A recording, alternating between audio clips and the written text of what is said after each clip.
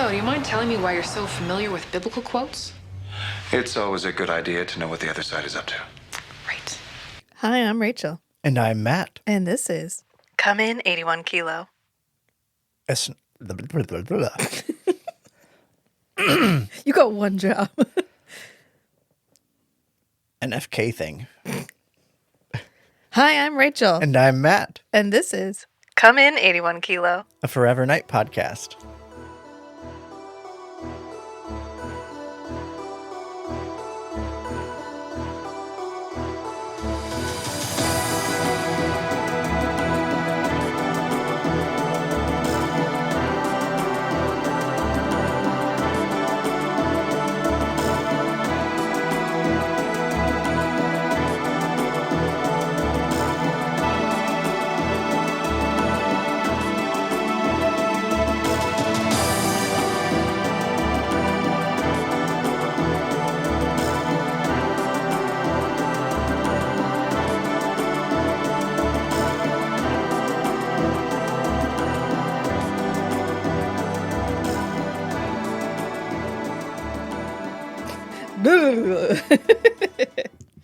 Welcome back, friends. It made sense. Matt got possessed for a minute there.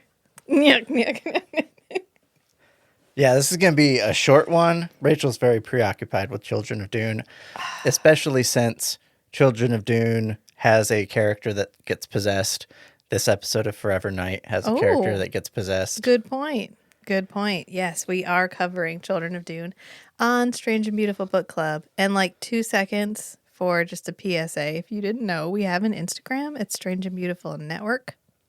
We also have a website, strangeandbeautiful.club, if you need to find the links to anything. And we have a recommendation form on that. I haven't gotten anything in a while, so like somebody boogie over there and give us some recommendations. It takes us a while to get to them, especially if they're books or long books, but they go in the queue. I do check them all. I write them all down. Please feel free to find us there. Also, we have a Patreon, and I've started putting up regular blog posts about my like sci-fi adventure. So I'm doing a year in sci-fi where I'm reading sort of almost chronologically in order, sort of chronologically in order, kind of whatever I get from the library, but chronologically in order from like classic sci-fi to pulp sci-fi to new age sci-fi to cyberpunk and on through that. So if you want to keep up with what I'm reading and the blog post that I'm posting about that, you can find us on Patreon. It is free. These posts are free. These posts are free. We do other things for Patreon that are not free. Mainly chat with people on the Discord. But if there were more people, wink, wink, nudge, nudge, I would definitely make more content for Patreon. So we don't ever talk about it. We used to say it in every podcast, but now I'm like, and it was when we had like 40 followers on Instagram. I'd be like, we got 50 followers.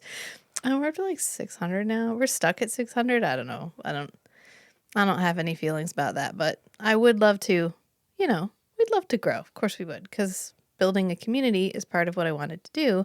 And the more people that become part of the community, the more people can find each other, the more you can find your little weird nerd friends. Or I can find little weird nerd friends, however that works out. So That's the goal. That's the goal. So this episode is Forever Night, Season 3, Episode 11, Sons of Belial. I couldn't say it. Let's try it. Hang on. Sons of Belial. I am the son of Belial. Can you do it? Can you do like a growl voice, like a low, like real low voice? Like real low. Yeah, can you do that? Say Sons do you of want me to Belial. say?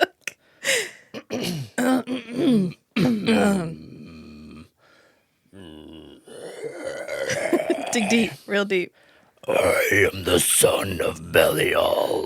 Thank you. Thank You're you. welcome.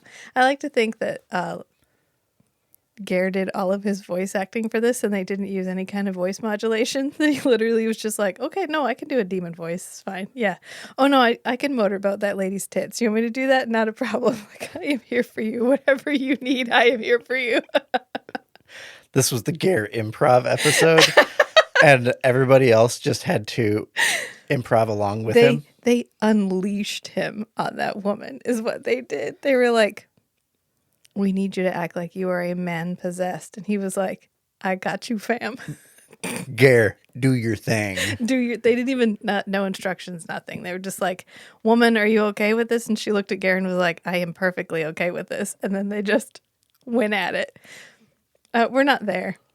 We're not there. Hang on. I got to compose. This episode. You know what? I don't watch this episode very often for several reasons. I think we've mentioned I grew up extremely religious. And so this episode was really unsettling when I first watched it. And now the secondhand embarrassment of the end when he's on the table and he's like writhing around and they're doing the like camera right in front of his face, but it's that weird like 0.5 one, like a fish lens almost right on his face. And it's just like, I can't. Yeah, that scene was rough. But we open on like a street busker performance. These people are out. Is it even that? It feels like bigger than that because they're playing drums and then the guy's like climbing up the pole and playing on the cross. Oh yeah, this is a whole band. This is like a thing. This feels like live music at like as an event on the street Flash or mob. Was it the flash live mobs? music for like a restaurant or something. Yeah. Because there's like 6 or 8 people. It's a whole ass drum set. There's a guy with drumsticks just drumming on everything. There's glitter on the drum head. There's a lot going on. And in the meantime, there's a police officer walking by, kind of like on a beat. And he sees a woman asleep / maybe dead in her car. Parked in an alley. Parked in an alley, of course. So he walks over. Suspiciously. And he's like, ma'am, UK. And he checks on her. And then she wakes up and starts screaming at him in another language, which, of course, is Latin because Latin is the official language of hell. And she's driving a Dodge Aries. He mentions that. He's like, it's a Dodge Aries. And I was like, well, I don't even recognize that symbol because it's like a pentagon. Did that used to be the Dodge symbol? Is that still the Dodge symbol? All I know is Dodge Ram, like the Ram trucks, because we live in the South and everybody drives trucks. In fact, we own a truck. A big ass truck. A big ass truck, which I offset by also owning a Prius. So it's perfectly fine. We balance out to an SUV. We do. We balance out to an SUV. Yeah, we roughly equal the emissions of an SUV. And she ends up waking up and driving over this officer, like hitting him. He goes up on the hood. And then when she turns, he flies off and he's like, no. But of course, he's already called for backup. So it's okay. Somebody comes to help him. And with the license plate of the car. So she's not going to escape this. Or will she? Or will she? Because she's driving off and she's like sobbing. Screaming. And the drums are playing in the background. I thought she was screaming, I hate that woman. Could be. But I don't know if that was I think correct she's or not. supposed to be screaming in Latin. But you know what? If you heard different things, that really fits with the aesthetic of this episode. So it's perfectly fine. Maybe I was just more sensitive to the demonic energies. Yeah. Like Gare. Like Gare. Because I'm internally... Are you internally Sure. conflicted? conflicted. Do you have a chink in which the devil can wend his way in because you aren't sure of who you are? Well, all of us contain God and the devil. Well, we learned that in this episode. Like 100 times. Like a bunch. Like, I'm pretty sure that's legit. Like, they took that from somewhere. Like, that's become part of me now. The scriptwriter really, really liked that metaphor. I like the flashback in this episode. I always like the ones where I like the flashback, but the main story is just like, what the fuck is happening? It's kind of how I feel here. And there's definitely moments that I like in this episode. It's really just that end piece where he's on the table, where if you have any amount of secondhand embarrassment, you're like, he had to do that in front of like all of the other actors, all of the set people, the camera, everybody. He had to be like, which I suppose you sign up for when you're an actor. You're going to do ridiculous things in front of people. And honestly, he was probably more embarrassed doing that than he was like face attacking that woman in the Raven. Yeah. Well. Oh, I don't think we saw beefcake booty shorts. We weren't there long enough. Yeah. Yeah. You are correct, sir. There is no beefcake booty short in the Raven this time. In fact, we just paused the episode and checked. Because that's what we do. This is the level of dedication we bring to this podcast. Okay? And I think that our fans expect it. So we can't deliver any less. I can't say he's not in this. And then someone comments is like, yeah, he is. And sends me a screenshot. That would be embarrassing. That's just embarrassing, yeah.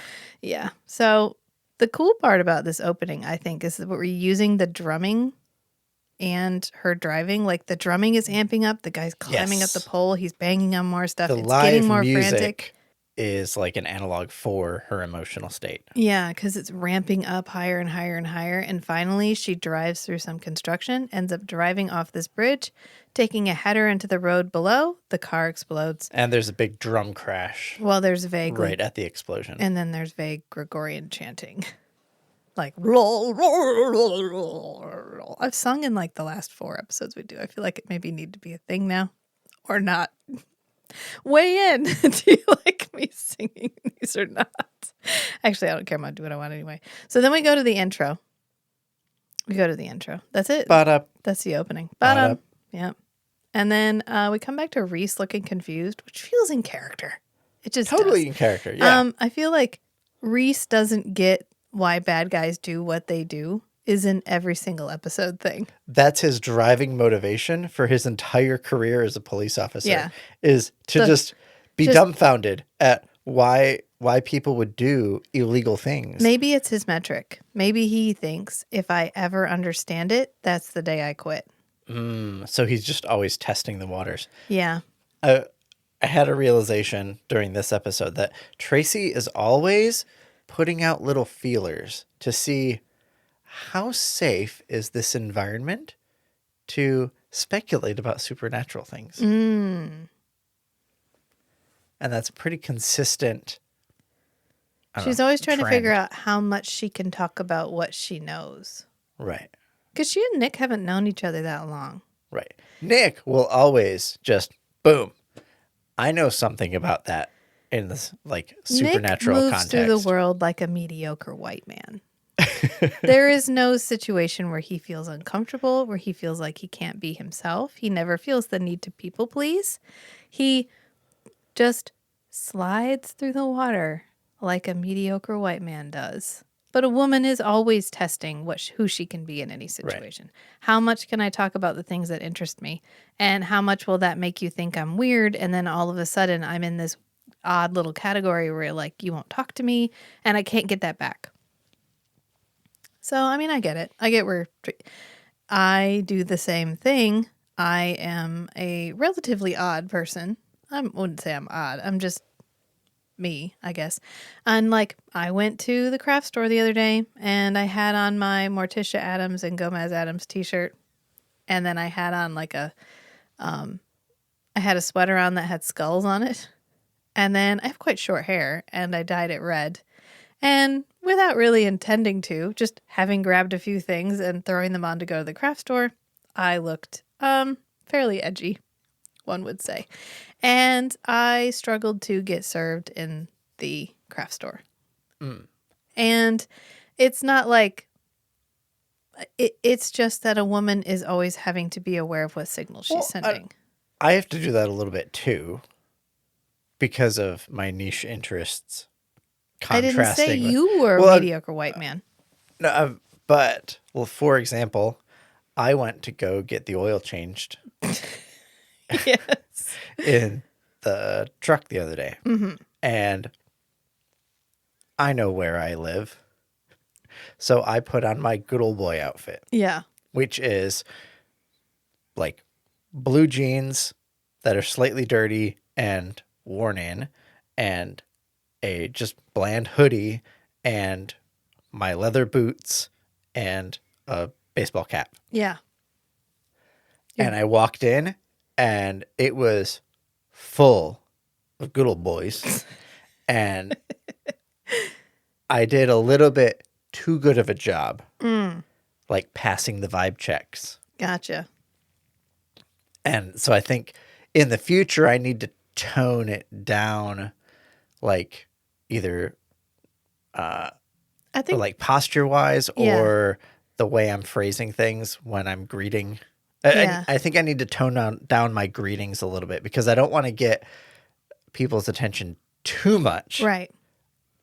But yeah, I put on this persona. I think what the takeaway here is everyone is always a little bit aware of Yeah. what they're presenting. And Tracy just learned something really Except big. for Nick. Except for Nick. Nick Well- has a very severe threshold of, are my eyes glowing and are my fangs out? Yeah. And if those two questions are no, he's doing great. Well, I mean, one might argue that Nicholas Knight is in itself a persona. Absolutely it is. Yeah. But it's Nicholas de Bourbon, the vampire, without his glowy eyes or fangs. Well, he's cosplaying as Nick Knight at all times, right? That's why he's like, vests? Hell yeah, vests. And then vests didn't seem to be doing it anymore. So now he's moved on to like black button up shirts and sometimes jeans, which we all thank you for this decision, honestly. But I mean, one could argue that the reason he moves through the world in the way he does might be because he is incredibly fluent in who he needs to be in every situation. Yeah. So he may not need it may be instantaneous. He can take the measure of the room and figure out who he needs to be. But then we'll have a situation like this episode where Natalie will say, "Oh, there was lamb's blood." I'm not sure how she identified lamb's blood versus other generic mammal blood. Maybe Nick told her. Oh, that's lamb. But Nick was like, "Oh yeah, lamb's blood. Yeah, they used that in exorcisms back in the Middle Ages." He's got approximate knowledge of a lot of things, okay? That is part of cosplaying as Nick Knight. So it's fine. He can do that. Well, I feel like that's a little bit him like failing to maintain his cover. Well, Tracy calls him on it. Tracy calls him on it almost immediately. She goes, "How come you know so much about this stuff?" And he goes, "I always like to keep up with what the other side is up to." I feel like Tracy calls him out on it like Skanky never did. And so with Skanky was always just like, "Oh yeah, you must be one of those nerds who just know random things." This is where our fan canon really, really works. Okay. The fact that we believe that Skanky knew what he that was. Skanky was aware. And so Skanky was fully aware of what he was, and that's why he didn't ask. That's why that fan canon works. yeah. It's fan canon. I know it is. I know it's not real canon, that we don't have any way of knowing whether or not Skanky actually knew or not. But it makes the Skanky character better if he knew and he was just like, "I'm hands off on this." Right. It doesn't change anything, but it makes the perception better. Yeah. And so he was deliberately ignorant. He deliberately did not ask clarifying questions because he didn't want to know the answer. Or like Lacroix says in this one, of course you don't ask because then you might get an answer. Right. Once the question is asked. Yeah. Yeah. Okay. So we've derailed, but we're back. Reese remains confused is what I put in my notes. I think us getting derailed is on track. You know what? It's on brand. On brand. Yes. So Nick and Tracy are apparently already on a case and they just show up and Reese is like, "What about that other case?" Because they were the ones available. Yeah, well, Nick is guess. like, "Well, we're waiting on stuff for that. And we kind of thought maybe there was something more to this. So we decided we'd show up and take a look at it." And Reese is like, "You make a compelling argument." And they point out that there was a car that drove away and because they're here looking at the injured officer. And they identified the car and they found it because it got blowed up. And it contained a woman, or the remains of a woman, named Melanie Sawchuk. And Reese is like, "Cool, what the fuck's up with that?" And Nick is like, "Well, we got to wait for an autopsy, so we figured we'd just, come by and see what's going on." And so they're trying to talk about, I think the guy's name is like, it's like La something or Mick. I don't know. The officer's name is something really strange. Oh, the officer there that got run over. Yeah. Okay. And so Reese is like, "Oh, I don't know. He's not talking. We can't. I don't know." Oh, yeah. Good luck. You're not going to get much out of him. Yeah. And Nick's like, "Well, let me take a crack at it." And so he walks over and she's like, "Boom, boom, boom, boom." "What did you see?" And he's like, "A woman in a car." Well, he goes, "Oh, she has a pulse." And he's like, "Oh, okay, the woman in the car. Okay, all right, let's keep going." And he ends up getting from him that this lady, yelled something at him. And he's like, okay, well, what did she yell at you? And he says it, and it's like, imite hoc malignum or something. And it's like something woman. I tried to figure it out, but Google was like, the fuck? I don't know what you're trying to figure out. But it's something about a woman and then like something about bad. So it could be I hate this woman. Yeah, she Like could you have thought. started out saying it in Latin and then transitioned to English. Yeah, in the car. I mean, very well could have been. And Nick is like, okay. So he sits up and Tracy's like, well, what was that? And Nick was like, oh, sounded like Latin, but who knows? Nick knows. Nick knows exactly what it means. Yeah, he does. And Reese says, you know what? You guys are here. This feels convenient. I don't want you to just run out the clock. I'm a civic-minded dude. Why don't you work on this until there's some movement on your current case? The taxpayers need to get their money's worth out of you. Yeah. So why don't you just run with this? See what happens. I mean, of course, it's an apparent suicide, but you can't just rule it a suicide. We need to figure out what it might be. And so we go to the morgue.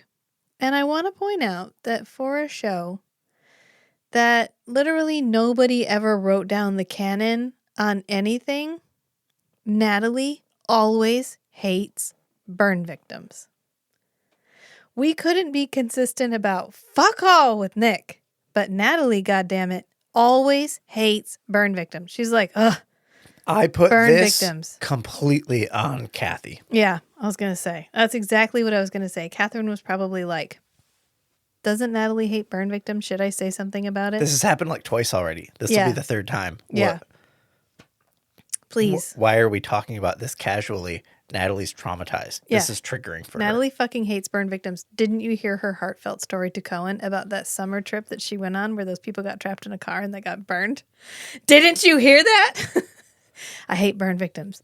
And they come in and she's like, oh, burn victims, my worst nightmare. And then she's like, here, wintergreen gel for the smell to like put under your nose. And Nick goes, oh, how are you doing? And Natalie says, I've gone through 2 jars already.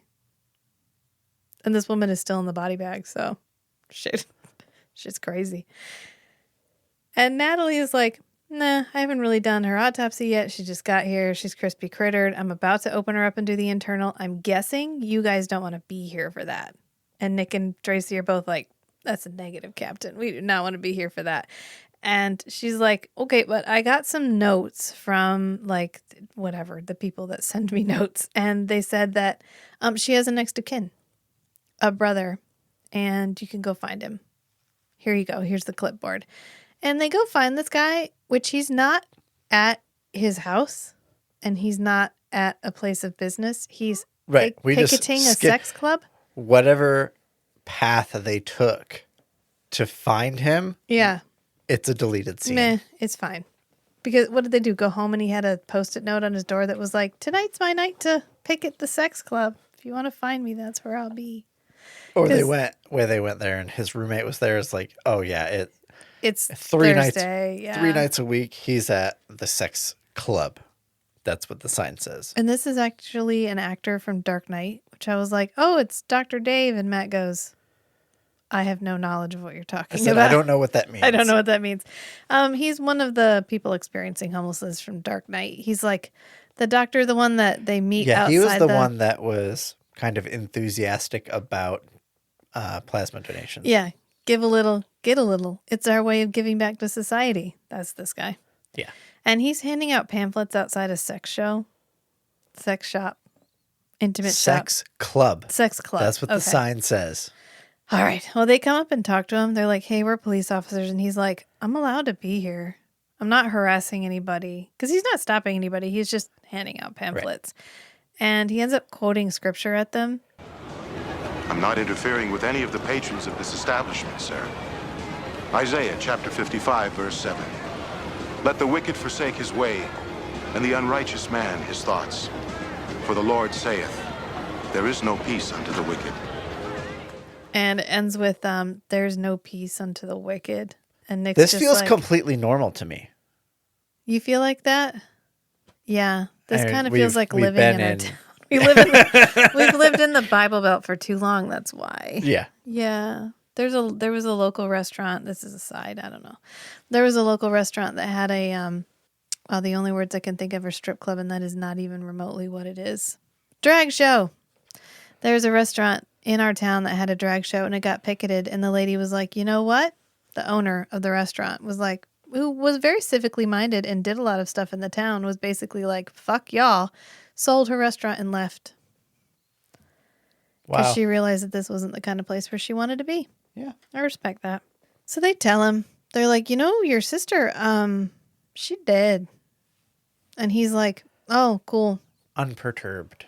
It's like, you did have a sister, right? You are the correct Dr. Dave. That's not his name. His name is you are the correct man, right? And he's like, oh, no, yeah, no, I had a sister. I'm just really, okay. And they're like, was she suicidal? And he goes, as there is God within us all, so there is the devil. That's number one. That's the first time we mentioned that. We should have had a counter. We should have had a counter. And he says, she was a woman of sorrows, acquainted with grief. And Nick knows the verse for that, and he stops and goes, paraphrased. Like, he says the chapter verse, Right. and then he just Here's goes, another time paraphrased. where Nick is like, ancient Nick is leaking out through cop Nick, yeah. and nobody. Well, he can, when he was with Skanky, he was accustomed to being just that little bit himself because Yeah. Skanky never asked. And now that he's with Tracy, he can be just that little bit himself because it sort of is like a joke. Is she going to get it or is she not going to get it? Yeah. Because she has all the tools. Is she going to put all the pieces together or not? So it has to be kind of like, he could have gone one way or the other. He could have really doubled down and tried to never say anything that could be misconstrued. Or he could do whatever the fuck he wants and just see what happens. And I think he fell on I'm going to do what I want and see what happens. Right. And I think the thing that's working against Tracy in figuring it out is she trusts Vashon too much. And Vashon has told her that Nick is not a vampire. I don't think he ever explicitly said he's not Well, a vampire. I don't think he ever but they both played along that Vashon is a vampire. Nick is not. Yeah, they did the and Nick does hypnotizing not thing. know about vampires. Yeah. And so Tracy is like, oh, like the whole line of thought. Nick just said something weird. What else could be weird about Nick? Let me assemble the facts. Well, Nick's just weird. All of that, like recognizing, like here's all these flags. Yeah. There's something weird about Nick. Anytime she starts going down that line of thought, it's immediately short-circuited by, but Vashon hypnotized him. He can't be a He vampire. can't be a vampire. Yeah, because she says, that episode, she says, Nick has no memory of what happened. Like, he doesn't know anything about it. And Vashon's like, oh, is that what he told you? And then later when she's like, oh, Nick never believes me. He's such a skeptic. Vashon does And Vashon goes, phrase oh, is everything he? very carefully. Yeah, he never confirms or denies, which I think is a good step for that character and for the show. Yeah. Because he's never like, oh no, Nick's not a vampire. The one thing that he does is pretend to hypnotize him. And I guess maybe that was enough for Tracy. So we go back to the morgue because he ends up blowing them off. He's like, yeah, sister, very sad. I've got my sex pamphlets to hand out. Oh, Can on you a side fuck note, off? this is another episode with no Vashon. Oh yeah. Dang. You got Hot Boy Vampire who rode in on a motorcycle and we're not even using him. Maybe he was off doing other stuff. Speaking of the motorcycle, The motorcycle's back The wig was at the dry cleaners. in Nick's apartment. The motorcycle, we're not there yet. Oh, sorry. We gotta go in order. It's our shtick. So they go back to the morgue. It's your shtick. I pull us off the You do. linear path. You do. You're kind of like in a video game, the minecart level in the video game when you're in the minecart. And every once in a while you're going around a curve and you have to like lean the controller to keep you from flying off the curve. I'm the controller trying to keep us on, and you're the rocks falling down trying to knock the mine cart off the track. I like how you just nodded in agreement. You were like, that's a completely appropriate metaphor. Oh, feel the I need to was add thinking of a nothing. much more obscure metaphor, but Oh, no, please enlighten us. I'm here for it. What is it? What is it? okay. So Yep. in cognitive science, most of the functions of the brain boil down to like opponent processing of two different parts of the brain kind of competing which one has a like better summary of the relevant facts that are useful for like deciding what to do. And the reason you do that is so that you can actually have like a competition. And I'm being recorded. I can't. I can't gesticulate to move the brain. I was stuff. trying to capture how much you move your hands to explain why there are certain mic hits I just can't edit out. But no, please continue. Okay. Opponent processing It in the gives brain. you more relevant, accurate functionality Okay. in things. And so there's a thing that human brains do, and there's a thing that they've started that I guess they do in training AI models. When you have this stuff compressing the information down to like useful trends, you can overly fit to the data. If you have a bunch of data points and you like find a linear regression where you find a curve that fits most of the data, you can find a random curve that hits every single data point, but that's not accurate to the trend. And so to make the model more accurate to the trend rather than overfitting to the data, you throw random noise Okay. into the training data. So your noise in the training And so data. Okay. when this happens just in the way brains work, this happens when you're training AI models now because they found it's a useful like cognitive mechanism that actual brains use. They just throw random data into the training set because the whole process that optimizes for the like best model based on the data gets a better outcome if you just throw in random noise that's irrelevant. Gotcha. I thought it was going to be a sci-fi fantasy reference, but cognitive science is perfectly fine too. So thank you for that. You're welcome. Okay. So we go So back. that's my role here. Is I'm your the random noise. noise training the model. Got you. It makes the model more resilient. Ooh, it does. I would agree because I have to be like, It what were we forces you talking to about? clarify. Yeah, because usually your stuff is just totally off the wall, and I have to figure out how that related. And then we have to throw some context back in, and it keeps the viewer on track You know when we what? get back to the next point. If we just talked through the synopsis, what's the point Boring. of that? Boring. No. No. That is not why we are here. The synopsis is a framework on which we build our episode. It is not the episode. So we go back to the morgue, speaking and Natalie's like, she had traces of lamb's blood in her system. This is when she holds up the little She vial. has like a half a vial of blood, like half a little test I've tube. watched Dr. G Medical Examiner. They remove stomach contents with an actual fucking soup ladle. There's no way she had just isolated lamb's blood that she Well, could she said immediately there was identify. traces of lamb's blood in her stomach Yeah. and no traces of anything else, Oh. which means she had been fasting for like 12 hours beforehand. Well, there's still bile. Well, there's still bile, yes, but I don't know. I don't know why she knew it was lamb's blood. I know nothing. I have nothing. Okay, no context.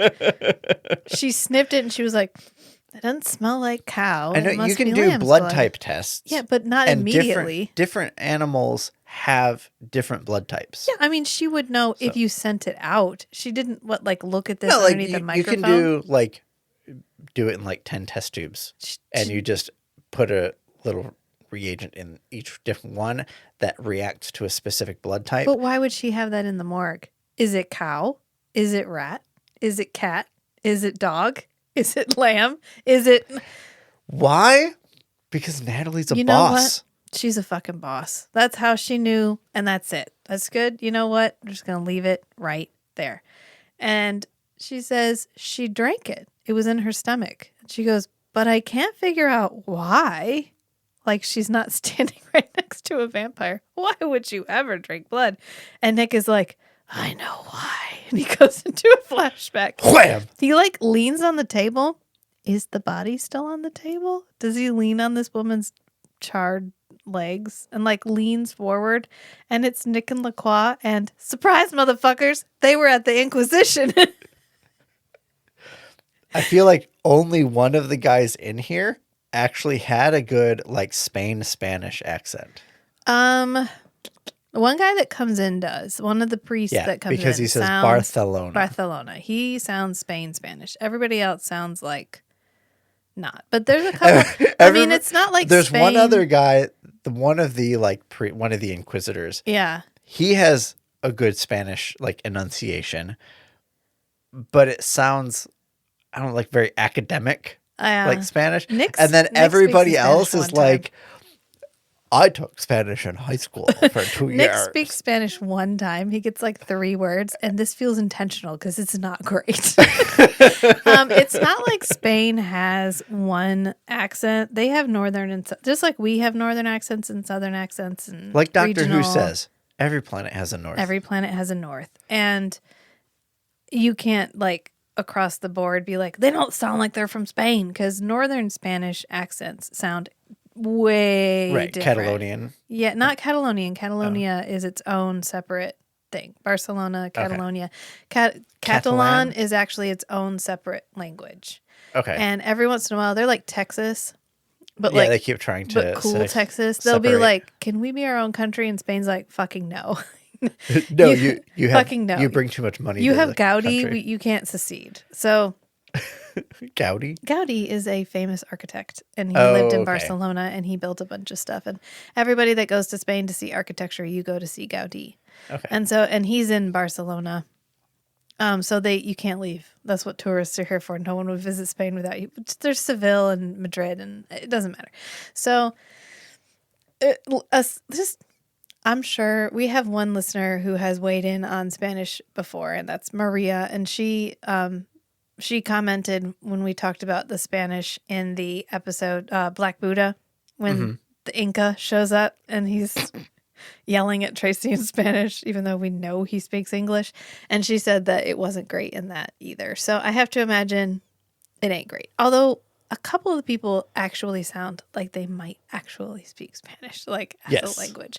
But there's only one person who has a recognizable Spanish accent, the stereotypical one where they sound like they have a lisp. They don't have a lisp, but it sounds like you have a lisp. But anyway, that's neither here nor there. Because the important part here is that Nick and LaCroix got captured by the Inquisition. They got picked up while they were sleeping, apparently. Like it's LaCroix day. sleeps. It's day. It's day. And in the first season, they're actually semi-comatose during the day. That doesn't mean anything, but... And they're painting the door in lamb's blood, which both Nick and LaCroix are like, and it's like they're supposed to be repelled by it, but maybe it just smells bad. Like nobody likes his cow's blood either. Right. So I was thinking, You're like, gaming. lamb's blood, like they can drink like mammal blood. Like no, they've never said anything about like specific blood they can't drink. Yeah. As long as it's like red mammal blood. Yeah. And I think you're onto something there. Maybe like of all the different mammal bloods that you can drink, maybe cow is like either has almost no flavor or just has a weird like musk it's like to it. soy blood. It's fine. Like it's not good. It's just bleh. Meh. Like It's abundant, it's available, and it ain't shit. right. So But then lamb's blood probably just stinks. And so they stay away from it. yeah, like 'cause- garlic. Why would you stay away from garlic? Well, because it smells smells really bad. bad. Yeah. And Well, it smells strongly. well, they get pushed in here and they like walk around the sunlight And then one of their cellmates is like, oh, how'd you guys get here? And they're like, oh, they took us while we're sleeping. They said we're in league with the devil. And their cellmate is like, are you? Are you though? Like, are you in league with the devil? And Lacroix's like, well, I don't know. There is no devil. Semantics. Actually, Lacroix says God and the devil are human inventions so that you can slaughter people without accountability. Al mundo del mal. This god and this devil are a mere human contrivance and convenience. They offer the justification for slaughter without the tricky business of accountability. And then you can ask for forgiveness when you're done. That's the whole point. And so the guy goes, oh, are you guys like non-believers? And Nick says, if there is a God, he has yet to show himself to me. And Lacroix's like, he just chuckles at Nick. And Nick's over like, fucking shut up. Lacroix is suspiciously unconcerned about this whole thing. Yes, all the way up until the very end. Lacroix is like, we're going to get out of this. I have survived worse than this. We're fucking vampires. I survived a fucking volcano. Okay. I can survive the Inquisition. We're going to get out. It's going to be fine. We get to kill people. It's a win-win. I don't know what. I got woken up. I got brought to a buffet. And now I just have to wait till the buffet opens, which is, checks watch, sunset. And this is when the guy is like, well, there might be evil within you, but there is God also, which is ding, ding, twice. It's twice. So then we come back because Tracy is like, Nick, are you in there? I am now. He comes back. He's just disassociated for a second. It's fine. And he's like, I was just thinking, I think we need to go find out more about Melanie Sawchuck. And Tracy goes, why? Come on, Tracy. Keep up. She died. They're standing over her charred remains, and she's like, why would we investigate this woman? Why would we need to find out more about her, Nick? Explain it to me like I'm 5. I don't know. Maybe because we're investigating her, Tracy. It's literally your job, Tracy. Come on.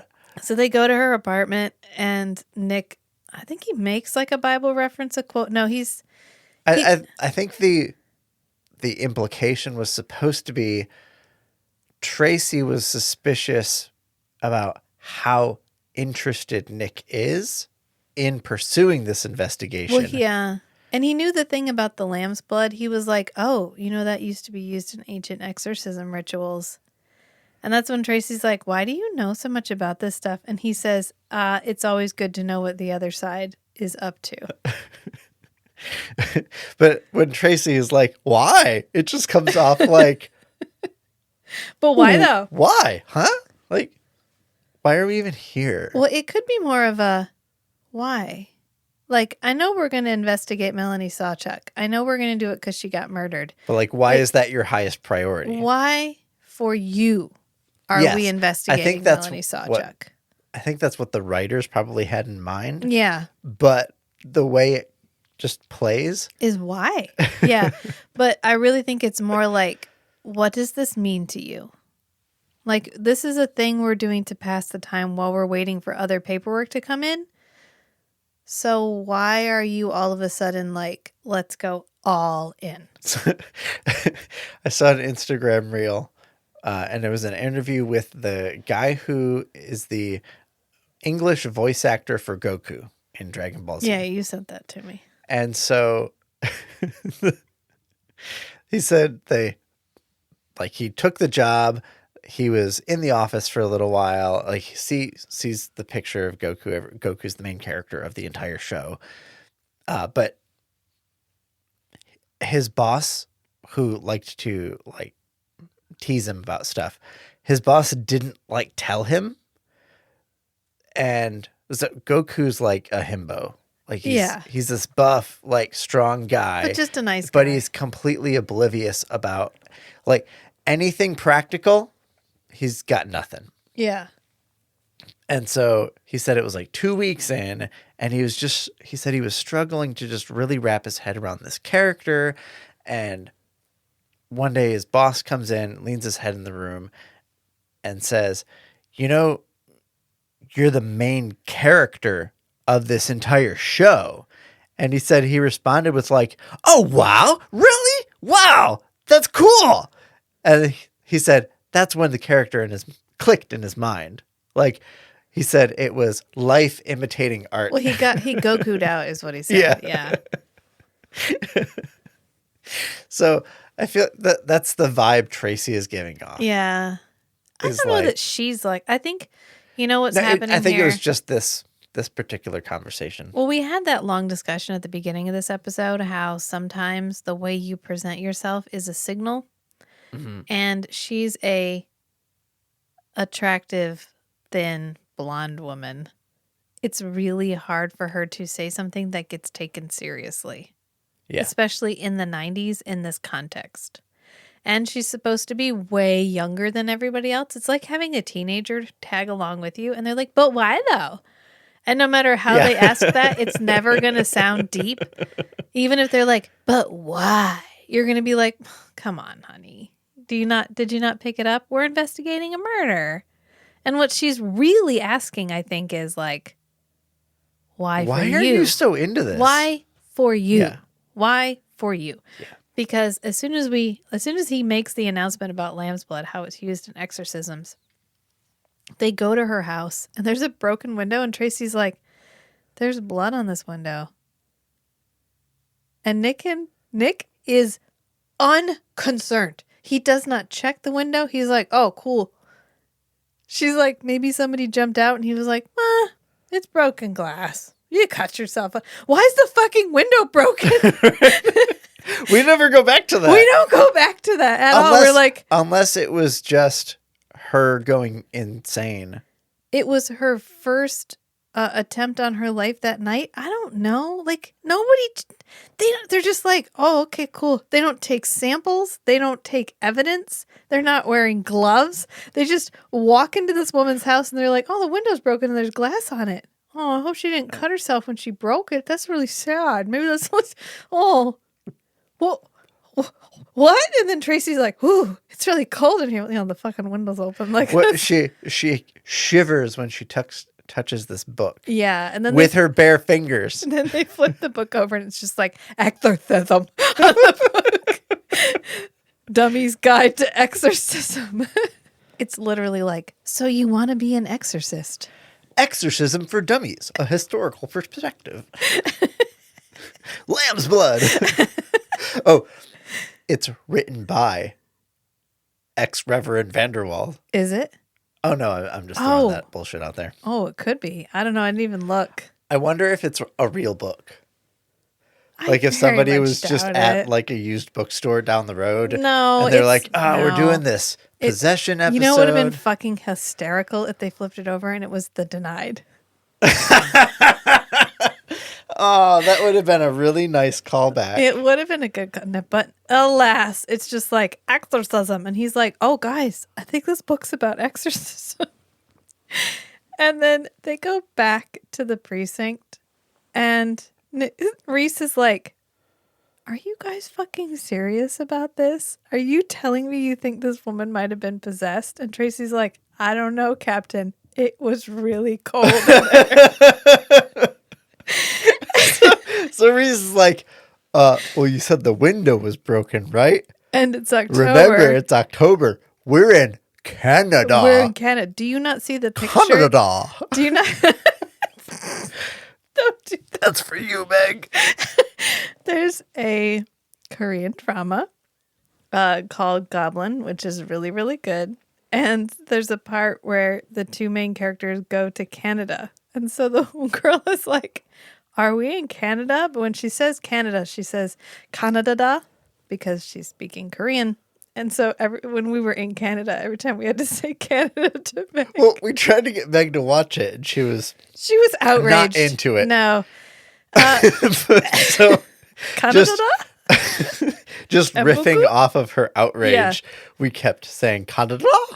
So, anyway, we love Korean people. Okay, so K-drama is high culture. it is high culture. So it's October. It's Canada. Did you not see the picture of me? Right, like whenever they're walking in the set into the police precinct set, there's a picture of Reese up on the wall, and it's him next to a Canadian flag. Like, just so you guys know, Reese is Canadian. If you didn't get that from him liking hockey. So Nick is trying to... I am totally convinced. that Well, this fuck, character that seals likes it. coffee. No, hockey, not coffee. He likes coffee. Hockey. Hockey. Hockey. Nick's trying to interrogate the brother. And he's like, so your sister was possessed by the devil. And you got her an exorcism, huh? So I'm asking you, I feel like when I'm talking to the kids and they won't This respond. guy is doing really, really good at being just playing it straight. Yeah. This feels like when I'm talking to the kids and they don't respond, and I'm like, my mouth is moving and it feels like sound is coming out. Can you guys hear me? And they go, yes. Like it's the lamest question ever. Well, you weren't answering me. I didn't know. He's not answering him. And so finally he's like, look, I get it. You're a religious man. You don't want to lie. I don't want to hear you lie either. So just tell me the truth. It's fine. Like, I'm not going to, what's the worst that could possibly happen? Just tell me the truth. Did she have an exorcism? And finally he's like, yes. I took her to a bunch of doctors. I took her to psychiatrists. I tried everything. She just wasn't getting better. And it's because it wasn't in her mind. She was literally possessed It wasn't by an mental evil spirit. illness. It was spiritual illness. Yeah. And the goodness in her was being consumed by evil. She had a spiritual infection. Yeah, and she needed a spiritual enema. Let's get that out. Spiritually transmitted disease. I watched Dracula Dead and loving it the other day, and I totally forgot about the running enema joke. Have you tried an enema? Do you think an enema would solve that? I think we need to bring that back. Just, do you think an enema would solve that? A spiritual enema from Dr.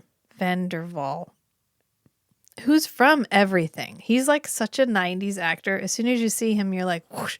He's in like legit everything. And then I think it's because he had that really stunning voice. Oh, yes. He has a very distinct voice. Yeah. He says he tried to help her with doctors, but it was her soul. It was her soul that was sick. And he talks to Nick and he says, there is a devil detective and he is every bit as real as you or me. And it's so traumatizing, it sends Nick into a flashback. And it's Lacroix chatting with their cellmate, Sancho, who is the actual good guy. And he's like, okay, so what did you do to get here? And Lacroix's like leaning on the wall in this really awkward position. He has like his hands on his lap, but he's not actually sitting down. He's doing like a wall sit. And he's like, how'd you get here? And he goes, well, I was possessed by very valuable land right near Barcelona. And Lacroix goes, ah, yes, the greatest fault in the eyes of the Inquisitor. And then he turns to the guy who's legit chained to the wall. And he's like, what about you? And the guy goes, I am no more a devil than you are. And Lacroix goes, I quite agree. Lacroix's just having a great time. Why give glory to a devil other than yourself? Marked by the beast. I am no more a demon than you are.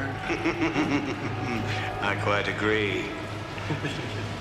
Why give glory to a devil other than yourself? That a line only Lacroix could Which deliver. is the most Lacroix bullshit I can ever imagine anyone spouting. He's like, you know all that shit that I did? I fucking did it. And I'm not giving anyone else credit. Don't even ask. Did I murder everyone? Don't cheapen my history. I did all of that. That's my legacy. The part where I made an entire where I gave an entire army permission to rape and pillage, that was me. The part where I've murdered like 500,000 people because I'm 2,000 fucking years old, all me.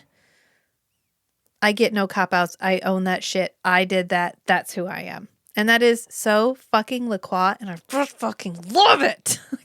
Don't reduce me to a puppet. I love an evil character that is literally like, you don't understand. I'm not locked in here with you. You're locked in here with me.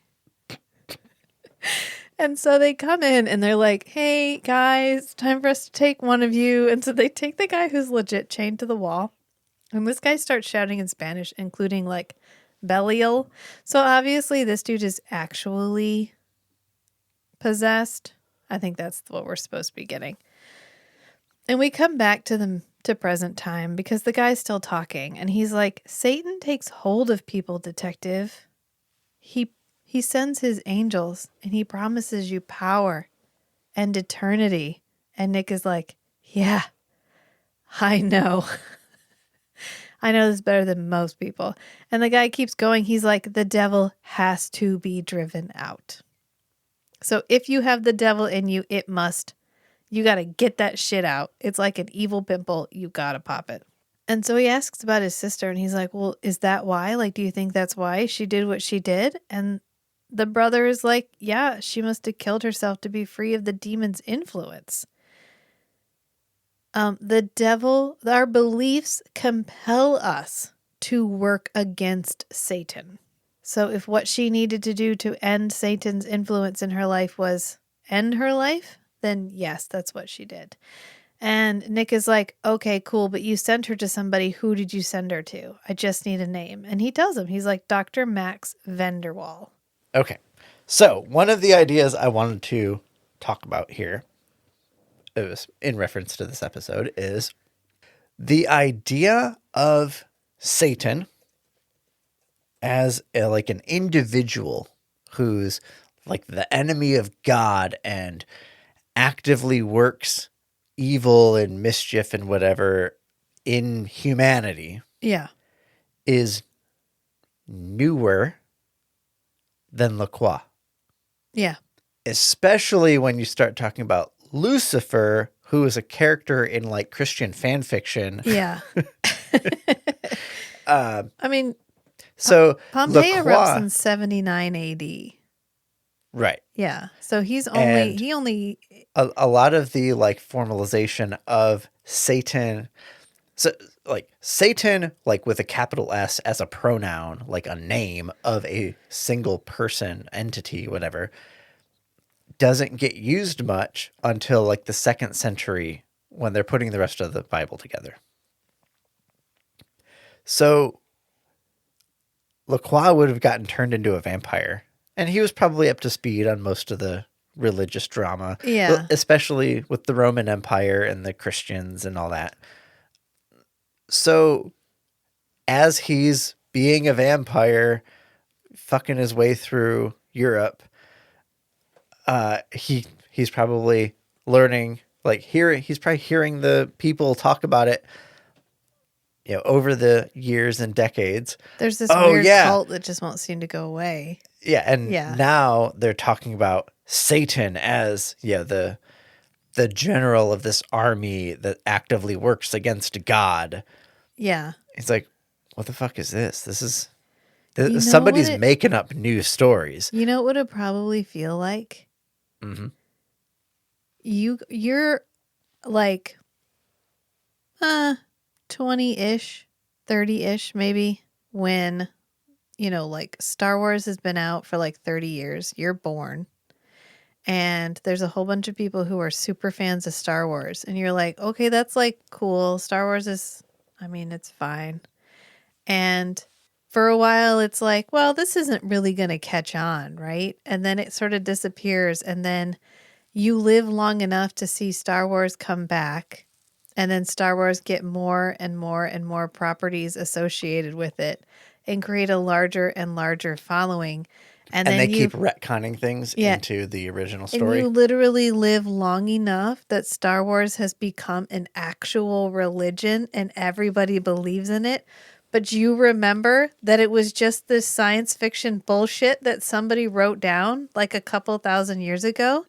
And everyone is acting like it's this big deal. And to you, it's not a big deal because you remember when Star Wars came out, or you were around right around the time Star Wars came out. And it started to get big, and you're like, but fucking what? Right. So I can see why Lacroix is so dismissive of all of these claims. Yeah, he's like the devil, sure, what the fuck ever. It's like, yeah, the devil, Satan, Yeah. Yeah, like, Do you know fuck how off many with your fan religions I've fiction. gone through in the time that I've been alive? And then everyone's like trying to get him to be on their side, and he's like, fucking no. Like, no. He wasn't even, it's not that he wasn't raised religious. This religion did not exist when he was young. Right. So, of course, he's not. That's what the Bible says. All right, God struck me dumb there for a minute. So that's why the Bible says you have to train up a child early, because if you don't, they'll never believe. And it's literally because you have to indoctrinate a child young in order to believe the ridiculous bullshit that's required to believe in Christianity. So LaCroix Like did modern mainstream Christianity. Yes, yeah, the hyper. I'm talking codified. The corporate, corporate religion. corporatized, Yeah. dogmatic Christianity. So LaCroix didn't even have that a little bit. He believed there were like a bunch of gods and they all lived on a mountain and they could come down and fuck people, and have half gods who would go on adventures. Like, that's what he came up in. And then all of a sudden you're like, no, there's two. There's the God, and there's God, like the God. And then there's the devil, like the bad guy. Right. Capital S Satan. Yeah, and they rule the world, and you either follow one or you follow the other, and there's no middle ground. And he's like, I am not receiving that. I reject all of that. It sounds like bullshit. No, thank you. And then he turns. You're just making shit up now. And then he turns Nick, and Nick won't give up Star Wars. Like, no matter how hard he tries, he's like, well, no, I want to be a Jedi. He's like, no, look, I was there when they made Star Wars, and I'm telling you, it's just a story. And Nick is like, it is more than a story. It is my life. I will not give up on my dreams. And LaCroix's finally like, fucking fine, whatever, it's fine. In fact, I think it's mostly in this episode where he's like, fucking fine. Like, whatever it takes to, if I have to give a little to get a little, I can give a little. But they come out of the room, the interrogation room, and Tracy's like, do you think the devil exists? Do you really believe the devil exists? Well, a lot of people do. Maybe that's all it takes. I gotta admit, you just look around these days, it's not hard to see the signs. Although if the devil did make her do it, I'd like to see anyone try to prosecute her. And Nick, in LaCroix style, does not directly answer. Reese kind of agrees. He's like, yeah. I mean, he's like, oh, but It's like, I can see why people might think that based on what I've seen, like, happening in, like, the world around me. Nick actually says maybe it's because enough people believe he's real. And that's all it takes. And Reese is like, meh, I mean, I do up until somebody tries to say the devil made me do it. And then that's never going to work as a defense. And that's his only response to. Everyone's like, Tracy fucking what? And right. That's where I was really feeling like Tracy's always just putting just out like, little, bloop. She's putting out little emotional Sometimes bids. they're little bids. to Sometimes see they're if- big bids. Yeah. Yeah. And Reese goes, you know what? Just go confirm this priest's alibi, and either he doesn't have one and you can continue this investigation, or he's got one and you can just write this off as a, quote, crazy lady suicide. Okay. So they show up at Vanderwall's and he opens the door and he's like, hi. And they're like, oh, hey, sup, we're here to see you. And he's like, Mom, I'm just a little bit busy. Right. I like how he's a little bit busy. And then it's like, nah, come in while I finish this exorcism. Oh, it's fine. He's strapped to the table. He ain't going nowhere. Well, actually, Nick walks in. He's trying to tell him, like, no, thank you. And Nick's like, cool, thanks. And he just walks around him and walks in. And he, like, scowls up at a cross, but he doesn't burst into flames, and he's not hissing or running away or anything. We've established throughout the seasons that Nick is becoming more and more resistant or less susceptible to religious, Iconography. religiously endowed items. Yeah. Well, he says, so you're a priest. Did you get kicked out? And he's like, actually, I got excommunicated. He asks him if he retired. Oh, yeah. And he goes, no, Nah. I was forcibly retired. excommunicated because I was a little too devoted to the old ways of the religion. And Nick is like, okay, all right, sounds good. I also have old ways of following this religion, probably older than yours. Yeah. And so Tracy's like, okay, well, do you live in Toronto? Like, are you from around here? And he goes, if evil took up permanent residence here, so would I. I would like to note the crispness of the second T when Tracy says Toronto. Oh, maybe she's not from Toronto. Toronto. There are no T's. This is canon. It is CHRONO, Toronto. Yeah. Yeah. So Nick looks over at the door like, there's shit going on behind that door. And then he keeps he's like inching towards the door through this whole thing. Like, I'm just going to go look at these books over here, which are closer to the door. Oh, would you look at that thing that's closer to the door? Which the priest calls him out on. But the priest does admit, Vanderwall admits that Melanie was there. But the devil she had in her was very powerful. And he is shocked but not surprised that it overcame her. And she possibly committed suicide. And Nick is like, well, we're just trying to understand. And he goes, meh, how many Possibly suicides? succumbed to the demon. Yeah. And he's like, meh, how many suicides are ever fully understood anyway? And I just want to point out, when you're listening to this on headphones, the background is extremely obvious. And I don't think I have ever noticed how much background noise is in these old television shows until you listen to them. But in this scene, there is music playing that straight up sounds like there's an elephant in the background. Just the ambient sound. I think it's supposed to be distorted screaming, but it's like... So we just re-listened to it. Yeah. And it's like these long, like organ, like church organ chords, like Yeah. wham, Yeah. wham. And then it's like every other of these long chords that get held for like, I don't know, 20 seconds. You hear, It sounds like an elephant. and it sounds like an elephant. And once you hear it, you Like, can't in the unhear distance. it. You can't. Mr. Mullen, Fred, Fred. what was going on? What? You know, I think it's supposed to be distorted screaming. Yeah. I think that's what it's supposed to be. And Vanderwall is like, I mean, she was troubled. She died. I don't know what to tell you. And Nick's like, I'm not sure if it was a suicide. We're not even sure if it was a suicide. And the priest goes, I'm not sure you ever will. Well, what? Know if it's a suicide? No, what? Will not be sure. I think it's technically grammatically correct. Yeah. It plays out weird dialogue wise. Yes, it doesn't feel like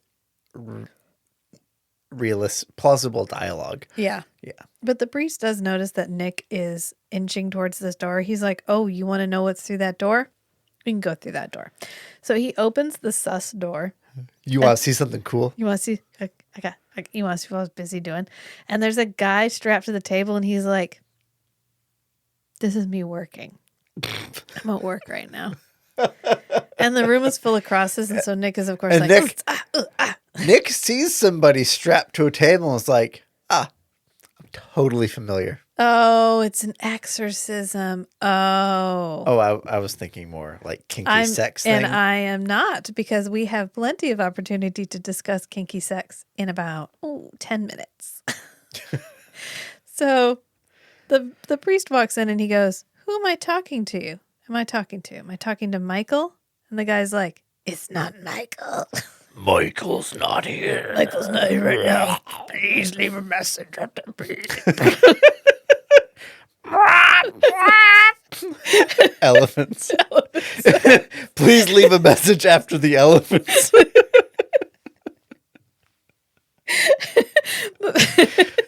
Vanderwall starts speaking in Latin and spouting Bible quotes, and Nick's in the corner like, So all Natalie needed to do. Garrett is doing a great job appearing to be very uncomfortable while this guy is exorcising a demon. All Natalie needed to do to find out whether or not Nick was a vampire was look over during this conversation because he's You mean like, Tracy? "Oh yeah, sorry, Tracy. Natalie already knows." Oh, but Tracy just needed to look over because Nick is like, "Ooh, ah, ee, ah, oh."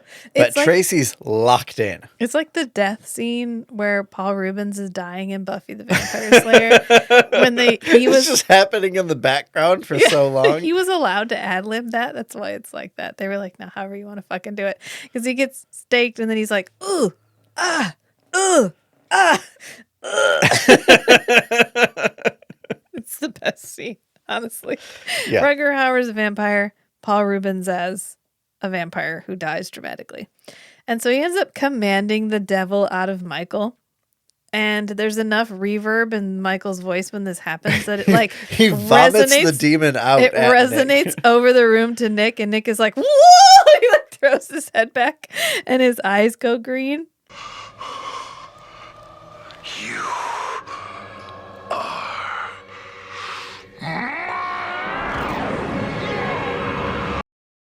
I'm sure he's fine though, right?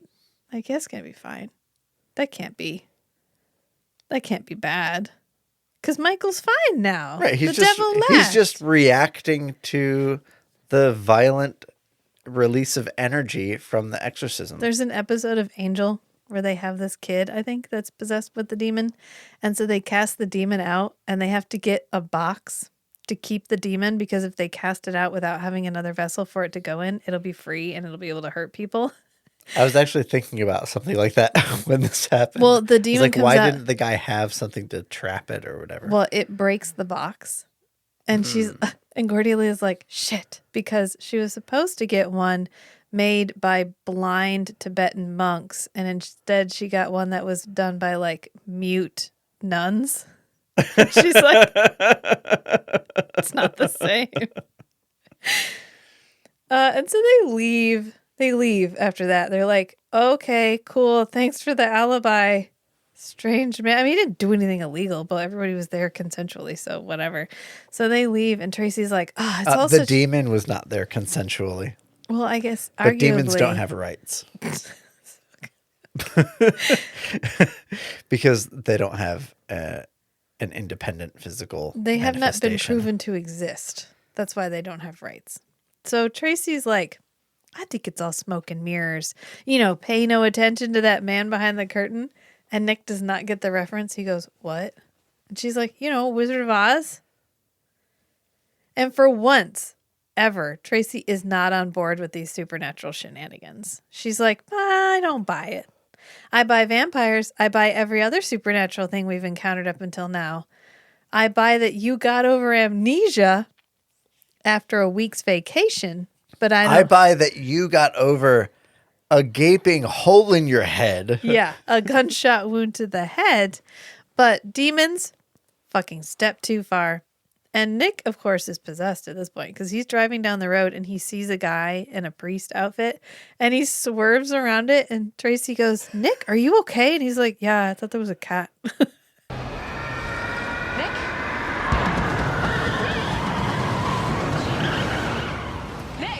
are you okay? What's the matter? Nothing. I thought there was a cat. And it also just so happens that there's a robbery at this store right at this moment. And so this guy comes out holding a woman hostage, and Nick hypnotizes the guy into letting her go. And he's continuing to hypnotize him, and then he's like, put the gun down. his hypnotized voice changes. So, okay. You can always tell it's going to be good when you crack yourself up before you've even said it. It's more the obscurity of the reference. Oh, thank God. Okay, so in the Wheel of Time. Wheel of Time isn't obscure anymore, honey. I guess you're right. Yeah. Okay, in the later books in the Wheel of Time. Those are, though. So there's the Aes Sedai, and there's the 7 groups, cliques, the 7 cliques of the Aes Sedai. And they're all different Aren't they colors. just colors? Yeah. Yeah, the Ajas. Yeah. And there's this like mythical, evil black Aja. Yeah. And they have this. There's this thing that they can, the way they use their magic, where they can make it invisible to other people, other Yeah. magic users. The weave. Yes, they can invert the weave and make it invisible to other practitioners. And so they're like, how could there be like black Aja? We have to swear the 3 oaths while holding this ancient artifact, and the words that you speak out loud like are magically binding and have to be truthful. Yeah, the oath rod. Yeah. Okay. I'm adding context and generalizations thank you. for people who are not familiar. And they're like, every single Aes Sedai has gone through this very public ceremony for swearing their oaths. So how would a Black Aja sister be able to like swear the same 3 oaths that all of us swear, like basically don't hurt people, don't kill people, don't make weapons, something like that. Yeah. And never tell a lie. How would they be able to swear those oaths publicly, but then not be constrained by them later? Yeah. After we find out that you can invert the weave of a spell and make it invisible to the other practitioners, because everybody, if you like do magic, you can see the lines of the different like colors of magic, whatever. Yeah. It's all very visible to other people who can do the same magic. So they learn, you can like invert the weave, and then it's only the lines of like magic are only visible to the person doing the magic, and they learn, figure out, deduce that during the like public ceremony where they swear their oaths, what the Black Aja sisters are doing is they have this spell wrapped around their head, and the weaves are inverted, so it's invisible to everybody else, but they speak like the Black Aja oaths. And when it goes through the spell that's the bubble around their head, it comes out as the standard regular oaths. Yeah. So they personally are speaking truthful statements that they are bound to later, but everybody else hears the standard 3 oaths. So that's what I was thinking about when Nick is hypnotizing this guy and telling him to put the gun down and put your hands up. Nick is hearing himself say, put the gun down and put your hands up. But what the guy is actually hearing, what the demon is actually saying through Nick, is like, put the gun in your mouth and pull the trigger. Yeah. And he goes, all right, I'll do it. Yeah. And ends up killing himself in front of Tracy and Nick. Long explanation of yes, thank you. Semi-obscure. Listen, honey, fantasy to create reference. a blueberry pie from scratch, one must first create the universe. So Reese says it's not surprising. They go back and they're like, I don't know what happened. This guy just killed himself in front of us. And Reese is like, you don't need counseling. Listen, I'm going to tell you. This guy, he was already violent. He'd had a lot of offenses. He had already tried to end his own life twice. And, I mean, third time lucky? That's what he says. He goes, third time lucky? I think Reese needs some like sensitivity mental health training. Yeah, I don't know. They need it. It's the 90s. That doesn't exist. They don't have that. It does exist, Yeah. but only in a performative way for sexual harassment. Yeah. He goes, all anyone cares about is that you saved that woman. Didn't we have a whole episode where we talked about how excess violence was not great? I'm pretty sure we had an episode about that. But it's cool. They saved that woman. That's all that matters. And Natalie, no, my God, why am I getting everybody's name wrong? It must be because there's a demon. Because Tracy goes, first of all, Reese is sick. Half the precinct is sick. And Tracy's like, oh, have you guys not found that weird smell in the building? And Reese is like, no, we think there's a sewer link she's somewhere. sensitive to the demonic energies. Apparently. Because of her inner conflict. Well, the demon didn't pick her, did it? And so Nick goes to the desk and he starts shaking and he grabs his desk and Tracy comes over and she's like, Nick, are you okay? And then a guy gets electrocuted on a ladder right next to him. My first reaction to that was, oh, they reused that gimmick. Yeah, from season Faithful 1. Followers. Yeah. Faithful Followers. So Nick goes home. He's like, you know what? Shit's weird. I think I'm just going to go back to my house. The vibes are off. The vibes are not immaculate. I'm going back to my house. So Nick goes home and he like faint walks over to the fridge to chug some blood. And then Matt was like, uh-oh, the camera is angled because they have the camera tilted. So shit's about to go down. And he's drinking his blood and then he's like, oh no. And he runs over to the sink and the sink starts backing up.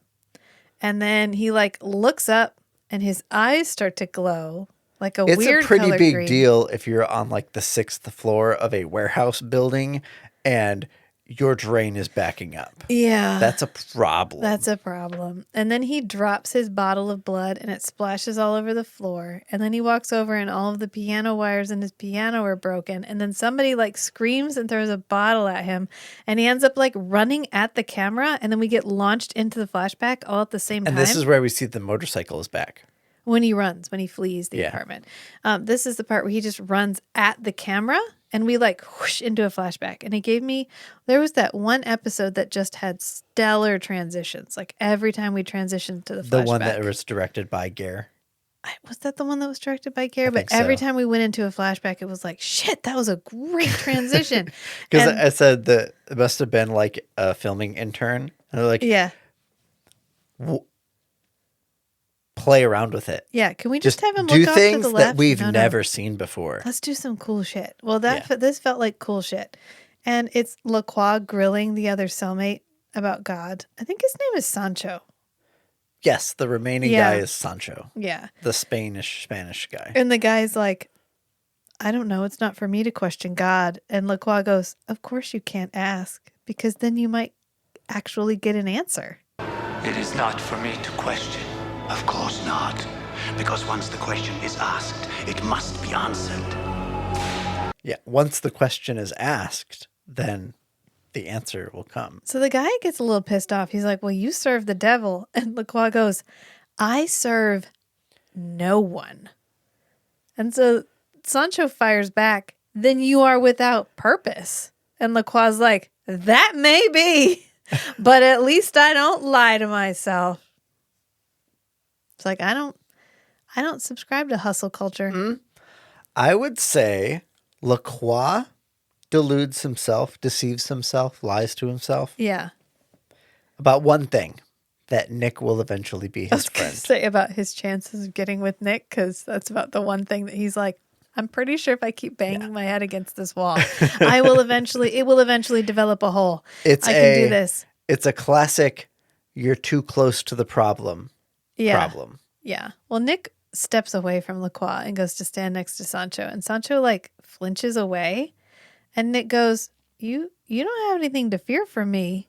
And Sancho's like, oh yeah, the guy who can't walk in the sun, can't go near the crosses, and is repelled by lamb's blood. Yeah, I'm real safe with you. You have nothing to fear from me. You, who cannot walk in the daylight, the lamb's blood and crosses repel you. Tell me you are not an angel of the devil. Yes, Nicholas. Do tell. Nick says, he's like, what manner of devil are you, or whatever. And Lacroix goes, oh yeah, I want to hear this explanation. Do tell, Nicholas. I'm just imagining Nick's response as something like, God, it's not my fault I have allergies. Sunlight, religiously charged objects, garlic, and commitment. We know this. It is canon, okay? I have a hat and everything. This is garlic and commitment on it. I'm allergic. It's not my fault. you, Meg.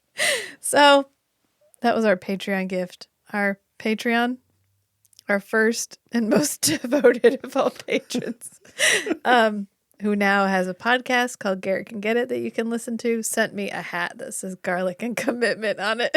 From the episode we were like, garlic and commitment. These are his known allergies. So the Inquisitors show up and they're like, come on, Sancho, it's time to go murderize you.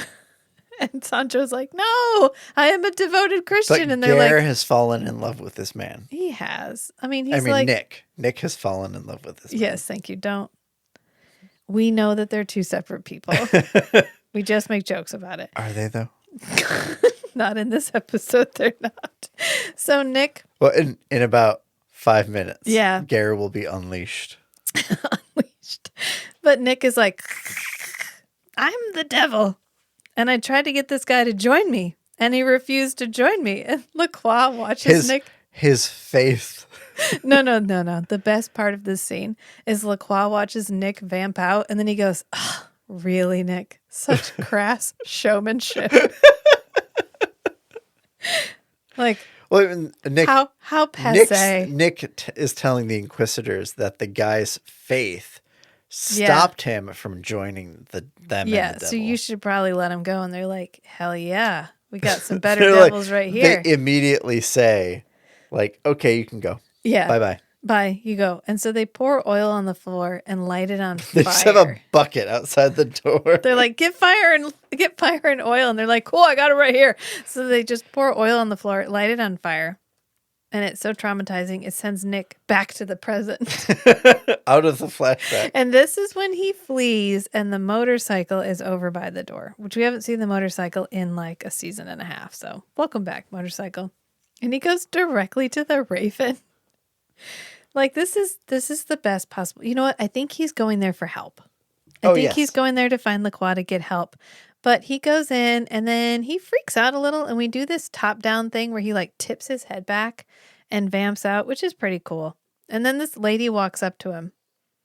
She's totally into Nick. Well, she goes, you look like you could use a drink.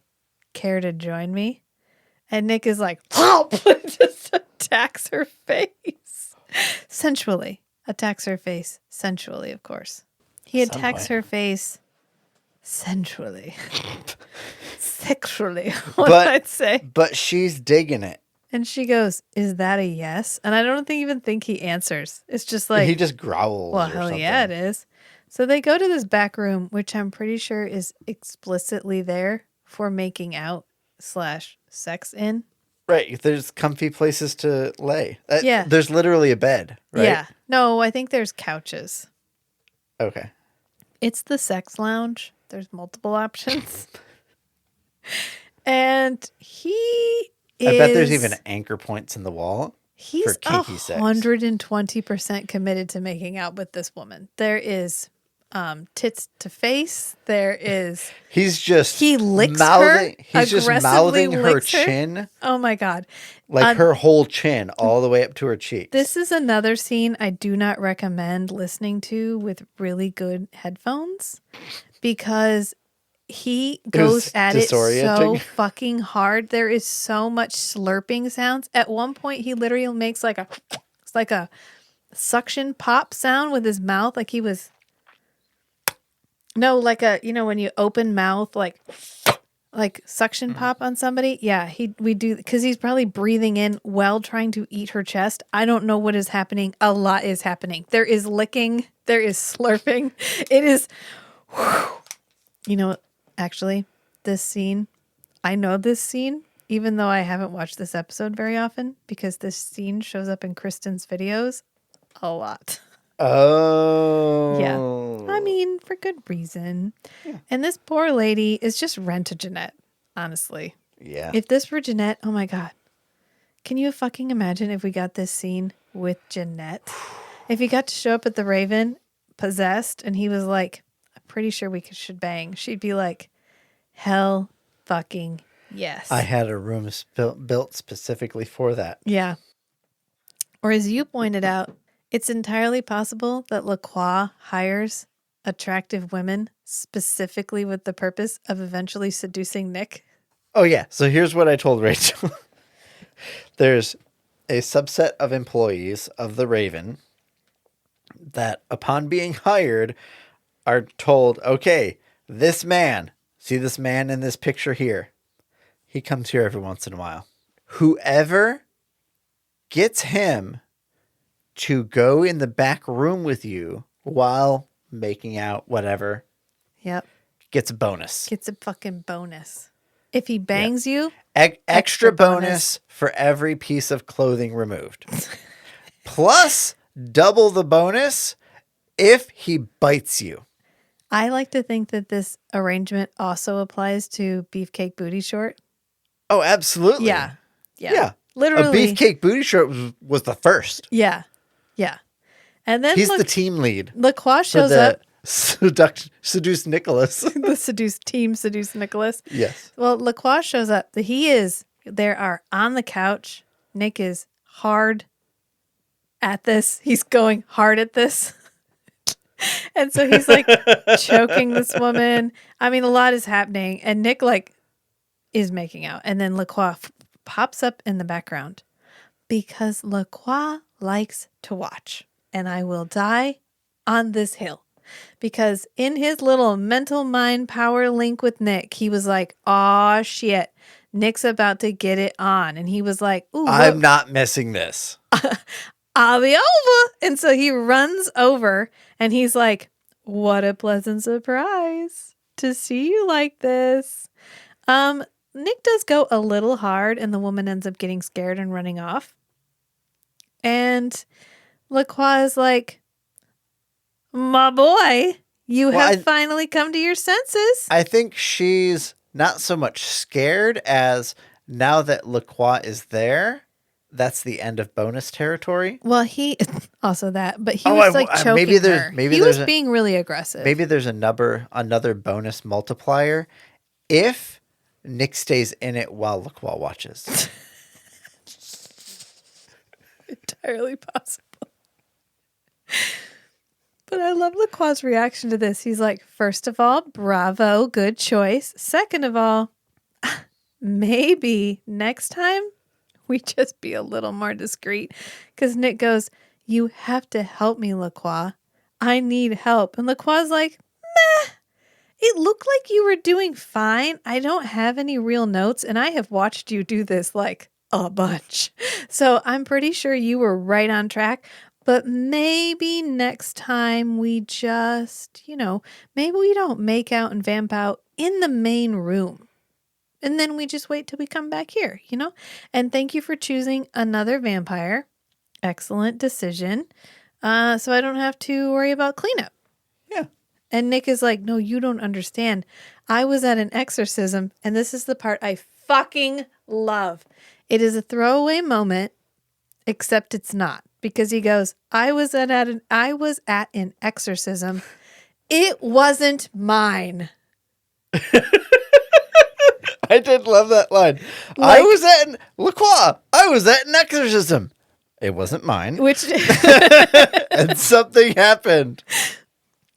Which means Nick has the presence of mind, the self-awareness to realize that LaCroix is going to immediately assume that this exorcism was for him. I mean, he already kind of attended an exorcism this season in Blackwing when she took his evil.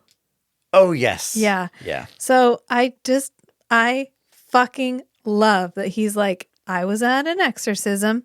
It wasn't mine, but something happened, and I think the demon went into me. And LaCroix is like, fucking what, Nick?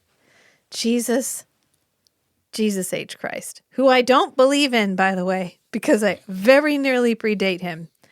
I'm just fluent in English and its idioms. There is absolutely no way that is true. Why are you harshing my mellow right now? Dude, I thought we were about to get it on. I have not watched you had sex, and I can't even tell you how long. And I was so excited. And now this is where we're at. This is terrible. I am absolutely losing my heart on right now. And Nick is like, you don't understand. You have to take me to the exorcist. I need your help. And LaCroix is like, I'm not taking you fucking anywhere. Look me in the eye, Nick. I'm not taking you fucking anywhere. And then Transition to The Exorcist. wait, then Nick tries to choke LaCroix for a minute. He's like, "You will take me." And then he pauses and he's like, "Can you please help me?" And LaCroix can't say no to that face. He makes the face. He's like, "Please, please, LaCroix, can you take me to the exorcist?" And LaCroix's like, "Oh, fucking fine." Please help me, LaCroix. Please. So my first thought was, is there a vampire exorcist? Like, No. is there another exorcist that's like aware of the vampire world that LaCroix would know about? But no, they just mean Vanderwall. Vanderwall, yep. So since Nick made the compelling argument of sad eyes, LaCroix's like, all right, fucking fine. So he takes him to Vanderwall's. And Vanderwall's like, oh, okay, yeah. Secondary infection, yeah, that can happen. It must have had he must have had an open wound. That's how the bacteria, the evil bacteria usually spreads. He must have some inner turmoil that opened the door. And LaCroix's like, I don't fucking care. Can you just do whatever you need to do to get this done? And he goes, you don't believe me, do you? And LaCroix literally is like, I actually don't give even a small amount of shit, but I am here for Nicholas. And so he looks over at LaCroix and Nicholas. And Nick does this like, So this is the start of the really uncomfortable scene. so long. It's like, and then he goes, are you Nicholas? And Nick goes, yes. He's real convincing. And Vanderwall goes, why don't I believe you? Well, I could think of a couple reasons. And this is when we start using the flashback and the present time, like real fast, like flip, flip, flip, flip, flip. Because we go back to the flashback and they're being driven back by the fire. And then all of a sudden we're back in the present and Nick is all, I'm evil. I'm the son of Belial. I'm the son of Belial. And Vanderwall's like, oh, shit. The evil in him is very powerful. I need you to help. And he looks back at LaCroix and LaCroix's like, hard pass. And he goes, well, you came here. Like, you're here. Are you... Wait a minute. Are you the one responsible for his turmoil? I love this line. It's like, LaCroix is 100% responsible for Nick's turmoil. Matt goes, actually, we're watching it. Matt goes, he is 1,000% responsible for Nick's turmoil. 1,000%. Every drop of turmoil has LaCroix's like signature on it. He is the ultimate troll. He has been trolling. He has been trolling Nick for 800 years. Every piece of turmoil is his. And LaCroix's like, can you just fucking help him? Like, don't look at me like that. Jesus, okay? Everybody needs a hobby. And the guy's like, I need your help. I can't do this alone. And LaCroix looks over at the cross and he does this like, I can't. Like, I would love to help you. I am like that small amount of weakness. You know how much that must rankle? Okay, to continue our Star Wars analogy from beforehand. When he became a vampire, the cross was not a prevalent symbol, which means at a certain point in his life, they started showing up and they just hurt for no fucking reason. Right? It would literally be like all of a sudden. You were there when Star Wars The Story came out. Yeah. And then you see a rebel symbol one day and it fucking burns you. And you're like, shit, what? What? That is not what? And then all of a sudden people are wearing it on chains around their neck and getting tattoos of it and shit. And you're like, oh my God, it's everywhere and it hurts and I don't know why. And you can tell he is like, he doesn't like it. Oh yeah, it gets under his skin. Yeah. He's like, I can't. And then Vanderwall's like, oh, come on. Just help him. You can do it. And this is when Nick vamps out. Nick is like, ah. He goes, Nick is already lost, is what he says. He's like, we're losing him. And Nick is like, I'm already lost. Look at my teeth. And then he's like, I belong to Belial now. Or, Nick belongs to me. But I am his boss now. And LaCroix's like, oh, hell no. Oh, fucking no. I have not put in the work for you to show up 24 hours ago and feel like you already own this dude when I have been working for 800 years to get him on my side. There is absolutely no way I am letting him have it. And so he gets extremely triggered. He like leans forward and he's like, no, he is mine. He is my creation. I fucking own him. And Vanderwaal's like, okay, cool. So you're like both like this? And LaCroix's like, yes. Yes, we're both like this. And Vanderwaal goes, well, of course you don't want him to believe. Then you'd have to admit that the devil is real. And Claw's like, I don't fucking care if the devil is real. And he actually gets 2 crosses and he puts one at Nick's feet and then he's walking around to put one by Nick's head. And LaCroix like ducks really fast out of the way of the cross. And Vanderwaal goes, oh, excuse me. And then he leans over Nick. Vanderwaal just plays it chill. He's like, all right, I'm going to roll with this. He's a professional. He's profesh. Okay. And then until he leans forward and Nick just breaks his chains and starts choking with him. And LaCroix is like, drop it. Drop it. No. Bad boy. Put it down. Bad boy, drop it. And then he starts laughing. Nick lets him go, but then he's laughing and he's like, you have no power over me. Well, you let him go, so kind of think you do. And then we get like, Natalie's about to be involved because Natalie shows up at Nick's house and she's like, Nick, are you And she here? sees the mess. Matt was like, oh, his wife's going to be mad. When the glass bottles were flying around, I was like, oh no, what will the wife say? And then Natalie showed up and I was like, oh, look what the wife's going to say. Well, Natalie at least is worried. She's like, oh no, this is out of character. And we go back to the exorcism, which is still going on. It's like 45 minutes of a 48-minute episode. Stupid. That and making out. That's this whole episode. But Vanderwaal asks, like, why this one? Why did you choose Nick? And so Belial, I guess, the son of Belial, Nick's literal inner demon, is like, de Brabant has been so many people, and all of them murderers. They're all inside here, held back by his conscience. He's got real potential, and I'm gonna develop it. Like we're gonna do. It's got the boss.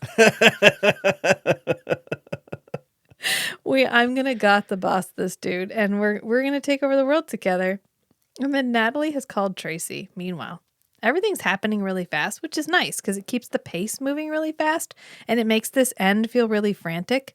So we're really hopping, and they must not have had enough flashback to do all of the hops. And that's why we get Natalie, because Tracy calls Natalie and Tracy's like, I don't know where he is. Maybe he stopped at the drugstore on the way home. He wasn't looking great. He looked really pale. Or as Reese says, I've never seen anyone look that pale. And Natalie is like, yeah, maybe he stopped at the drugstore, knowing full fucking well Nick has never been in a drugstore in his life. Except to buy flowers. Oh, and with affection cards. With affection. Yeah. And Tracy's like, well, we had a really complicated day, but it's a lot to talk about on the phone, so I don't think I'm going to get into it. And Natalie goes, give me the highlights of what happened. And then we go back to the Vanderwaal. She says, oh, sorry. Let me summarize that for you. So we go back to the exorcism because Vanderwaal is actually going to start. He's done with the interrogation portion of the exorcism and we're on to the actual exorcism. And this is when we do the fisheye lens on Gare's face. And he's like screaming at the camera. And we go immediately back into a flashback of LaCroix and Nick. And they end up holding on to each other and hopping over the fire. And then, because of course they've gotten backed into the corner with the oil and fire. And then we come back and Belial's like, I have revived the vampire's taste for death. I will be with him forever. We are going to do great things together. And then we go back to the flashback because we're flip really fast here. And I really like this scene. I'm going to summarize the flashback so we don't have to keep going back and forth. But what happens right up until the like dramatic conclusion, which kind of gives us this is how love conquers all. That's how Nick was able to defeat the demon. But the thing I like about this flashback, this moment right here, is they end up jumping over the fire, but there's still like a fire on one side, priest with cross on the other side. The sun is still up because it's been day for 28 hours. A lot has happened. And they're like hunched down together, and Nick reaches out and takes LaCroix's hand. An intimate moment. Did you notice that? I did not. And it's a very like, I think we could actually be friends if you would quit being such an asshole. They are the only people on this raft traveling through eternity together. And it sucks. It's like I just read War of the Worlds, and there's a scene where there's a whole section where the narrator is with this guy named the Curate. And he says, it's just unfortunate because our personalities were extremely incompatible. So they're stuck together. They work together. They do stuff together, but they're just not close enough in temperament to be able to be friends. But I think LaCroix and Nick could be friends. They're just stuck. LaCroix can't meet anyone in the middle. He flat out fucking refuses. And Nick doesn't know how to get to LaCroix without becoming the type of person that he doesn't want to be. Right. And yet when they're in this moment where they're about to die, Nick reaches out and takes LaCroix's hand. It was just a really sweet moment, and I always like this moment. That's why I like this flashback, even though this whole section is difficult to take. And LaCroix is actually holding Nick down at this point in the present time, and he's like, "Fight, Nicholas!" And the demon looks up at LaCroix, and he's like, you're one of us, LaCroix. You're a demon just like us." And LaCroix's not receiving this. You can't insult LaCroix by being like, "You're evil." He's like, "Fucking noted. Thanks. Already knew that." Is that news? Oh, I'm sorry. That's an understatement. Yeah. You don't know that fucking half of it. But he yells at Nick. He goes, and this must hurt him on like a soul level, because he goes, "There is good in you, Nicholas." Yes. This is how desperate LaCroix is. There is God in you. Use it. You are one of us. You belong to us. Listen to me, Nicholas. You must fight this demon. There is goodness in you. There is God in you. Use it. Do you know what that cost him? To be like, "Oh, you are actually a really good guy." He must have thrown up a little in his mouth. There is good in you, Nick. Use it. And then we come back, and Vanderwaal is like, "Okay, well, I cast thee out. I'm done. Like, LaCroix's got you pinned. I've said all the Latin. I've sprayed you with whatever. I cast thee out." Right at the moment that Natalie arrives. Because Natalie's like, "Oh, you went to Vanderwaal's? Cool, I'm going to go right over there." So she comes over, and Nick launches out of bed and like grabs her. And there's a lot of hissing and growling. And like, is he going to bite her? Is he not going to bite her? Because he is at war with himself. And he ends up throwing himself away from her. And then he sits up with a normal face. Like, this is just like the Duncan, Idaho scene. To bring back Children of Dune. Okay. Where he's been triggered with his He's the conditioning. Duncan, Idaho zombie. Yeah. That doesn't have access to original Duncan's memories and the compulsion to kill Paul. And then he's in the act of stabbing Paul in the back, and original Duncan comes back. Yeah. Now, was it the love of Natalie or the love of LaCroix that brought Nick back? Oh, Natalie, because LaCroix was like in his face and he was thrashing. But then as soon as he gets face to face with Natalie, he throws himself away and regains control. But would he have been able to do it if LaCroix had not admitted that there was good in Nick? Probably not. He needed both sides. Yeah, he needed all of his found family. slash maid family he slash won't knows fucking let you go how family. much of a tragedy. Sacrifice. Yes, he's aware of how bad things must be if Lacroix is willing to call out to the good in him. So that's the thing he's running away from. And then there's Natalie, Yeah. which he's ostensibly pursuing. Yeah, in love with. And so his own way. he has a thing he's running away from. He has a thing he's running towards, and having both of those things is like double motivation. Yeah. Yeah. And he just barely makes it out. I do feel for Natalie's, oh my God, Nick, what happened? Because she walked in, he ran over, grabbed her face, almost bit her. And she's like, oh God, no, Nick, don't do it. And then he flops back on the table, sits up, and she's like, oh my God, Nick, are you okay? Girl, he just grabbed your face. Take a minute.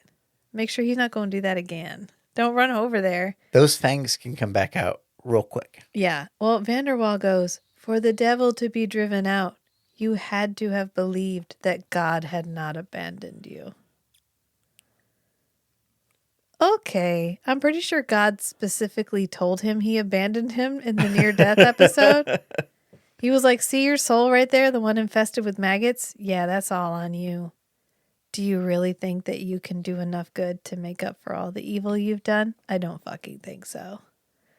So we had a whole episode where they were like, you damned. So you might as well stay alive because... And your soul is damned. Yeah. Oh, but it got better.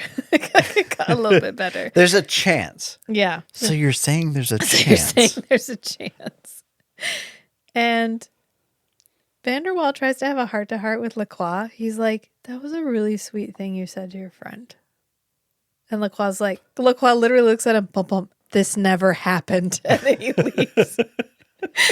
But we get the conclusion of the flashback, so Lacroix saying there is good in you. Him being able to not kill Natalie. And then the conclusion of the flashback are sort of the three things that all kind of culminate into him being able to beat the devil out of himself. So he goes back to the flashback, and it's right on the moment when they're about to die. They're about to be burned to death, and something happens. Somebody comes up behind the priest and knocks them out. And so Sancho, the guy that they got out earlier, came back and rescued them, even though he knew they were not human. Mm-hmm.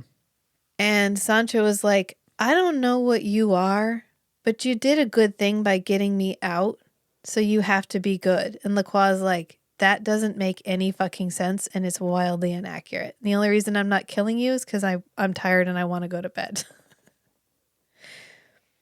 So it was Lacroix's acceptance. So we go back. We're done. We wrap all that up. We get our happy conclusion to the flashback where it's like Nick realized that there are people out there who could know what he was and not see him as the devil. And that he could resist killing Natalie, and that Lacroix does know that he is fundamentally a good guy. He just can't admit it because he would have to admit that that means good and evil exists, and that he is on one end of those spectrums and it's not the one that Nick is on.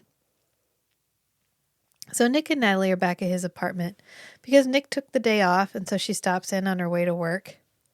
And she's like, do you want me to stay? Like, we could watch popcorn. I could put on my shirt. We could do some season 1 things. And he's like, no, I don't. I want you to go. And she goes, you beat the devil.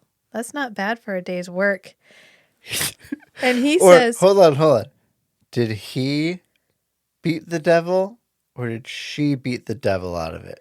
That's what I can't. That's what Bob said. It's too soon. It's too soon after Night in Question. Okay. Oh, no. I was just going for a Bob Ross quote. Or as I said, don't be glum, chum. Have some cum. One of my better lines. All right, so join the Patreon. You'll know exactly what I'm talking about because you'll get to be in the Discord and you'll get to chat with me and know just how unhinged I actually am. So Nick says You can't imagine what it's like. You can't imagine what it's like to be actually possessed by the devil. Natalie goes, maybe not, but we all have our demons. And this is another feeling like consistency thing that we have with Natalie that is always consistent, which is Natalie has absolutely no idea about the proportion between her feelings and other people's feelings. Right. Like when Tracy was like, I have an uncle who's going to die imminently because of heart disease. And Tracy goes, I know what you mean. I have elective surgery on my knee that I haven't done for about a year, but I think I'm going to get it done soon. These two things are equal. These two things are not equal. But in Natalie's mind, these two things are equal. So Natalie's like, I know you were possessed by an actual demon. You almost had sex with another vampire woman. You almost killed a priest. You almost killed me. But hey, all lives are equal. All lives matter. And Nick is like, fucking no. You have no idea what I'm talking about. And he vamps out. He doesn't actually get fangs. He just changes his eyes. And he turns back to her and she's like, flashback. She goes, don't do that. Like, don't do that to me.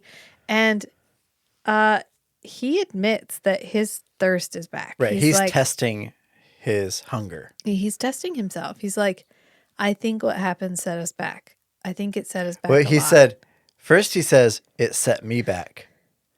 And then he says, it set us back, which is a pretty loaded statement to make. Yeah.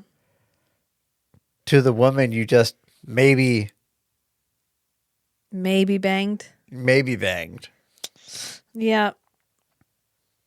And she's like, what do you mean? And he goes, I haven't felt thirst like this in a long time. I'm a thirsty boy now. What's a bang without a fang? Can you have a bang with fangs? These are all questions. If you're a vampire, it's necessary. According to the Garrett Wynne Davies Playgirl interview. Yes. And then Lacroix. And vampire mythology. Lacroix, in order to cleanse himself from this feeling of altruism, quotes scripture, or he may quote Paradise Lost, but it's about the sons of Belial or whatever. And then he's like, Paradise Lost. And then that's the end of the episode. Nick got possessed. He got Lacroix to help him. Lacroix had to make compromises he wasn't comfortable making. And then Nick got better. And now he might actually be, we're not going to talk about it anymore, so it doesn't really matter. Like, we're never, ever, ever going to mention that he somehow got worse because he got possessed by a demon. I hope you all enjoyed that because it's going to disappear into the wings now. I wish we had, I mean, that would have been, I feel like, so I think Meg and I talked about this on the Vamping Out with Meg episode, but when you say you're a vampire fan, there's this connotation that generally pops up, which is, I like weird things and kinky sex and I'm a goth. And there's this like vampire fan. And you could just slot all of these preconceptions into it. And some of them are right. Some of them are not right. I feel like there's several camps of vampire fans. It's not a blanket statement. There's people who like horror vampires. Like, I'm never going to watch 30 Days of Night. I'm just not interested in it. I like vampires a lot. I hate horror vampires. I also will read romance novel vampires only because it's the only thing that is not horror vampires that's available to read. But there's this middle ground of vampirism as metaphor for difference. For being othered. For being othered. And that is like the fucking sweet spot. But in order to do that, you can have no cheating. So Forever Night kind of walks the line in that Nick drinks cow blood. It's okay. Nick. But I think it kind of consistently conveys that, yes, Nick is drinking cow blood, but there are downsides to that. Right. There's something fundamental to vampire nature that is not getting satisfied by the cow blood. Right. It's like you can't eat any like tasty food. You can only eat like this gray slop Yeah. that has, yes, it has all the calories and nutrients and, protein and it covers your macros, Yeah. but But it's not actual food. there's a whole other dimension of like taste and like consumption of food and drink that is like a huge component to human experience. Yeah. And if all you could eat was gruel for every meal every day, there's a whole like chunk of your potential lived experience that you're missing out on. Yeah. And we don't do it a lot, but every once in a while we hit on, yeah, Nick is like the vampire equivalent of like asceticism. Like, Yeah. he's He's a stoic. he's depriving himself of this positive experience. He's And he's he depriving doesn't- himself he of doesn't how have- vampires feel life. Yes. Yeah. Yeah. And that is no other vampire property has ever really touched on that in the way that Forever Night does, which is, I think, why it has the lasting power it does for people who like that sweet spot of vampire mythology. I mean, you get Vampire Diaries, but the first little part of Vampire Diaries is kind of like that, but after a while, everybody's a vampire or a witch or a werewolf or a whatever. And you're like, okay, if everybody's special, nobody is. Well, now I've completely lost my interest in this. And it brings me back to that textbook or that book that lady wrote about the inherent queerness of horror and how I really want to get that textbook or that book. I think it's a textbook, but it's like a book, textbook, whatever. And read it because yes, the idea of otheredness, the idea of the thing that you are is perceived as evil by other people, but you do not perceive yourself as evil, is an inherently queer narrative, especially in the world that we live in right now, where people who are different are seen as morally bankrupt in some way, Right. as opposed to just, I have a different lifestyle from you. I'm not requiring you to live my lifestyle. It has nothing to do with you. It is about me living my authentic life. And yet what happens when your authentic life is something you cannot live openly because of the constraints of society or because being an authentic person means you straight up murder people. And that's not feeling who you want like to be. I have to take off my I am Knuff hoodie before I go get my oil changed. Correct. Yeah. Exactly. And that is the story I like to hear about. That is what I am here for with vampirism, is like vampirism as metaphor for being othered. And I think that is a place that we could mine a lot of good stories from right now. That's like mythological, like archetypal level narrative. Right. And I think it's a place that it's needed right now because there are a lot of people who do feel othered, who do feel like they have to hide who they are. And if you can't explore that explicitly, then you need to explore that metaphorically or implicitly. Right. You need to have these stories about monsters who are not monsters, who are only monsters because of what society perceives them as being. And I just finished reading Frankenstein, and maybe that's why I'm like waxing metaphorical about it. And I'm still figuring out how I feel about Frankenstein. Like, I know what we're supposed to get from it is that Frankenstein's the bad guy and that the monster was only a bad guy because Frankenstein never took responsibility for his actions.